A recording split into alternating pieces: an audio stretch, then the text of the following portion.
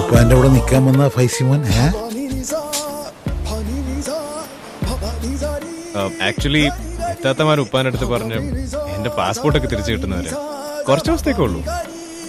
അഞ്ചിത്താത്തമാരങ്ങനെ പറയുമോ? എനക്ക് വേണ്ടി പറയാൻ മോരനല്ലേ ഉള്ളൂ. അത് ശരിയാ.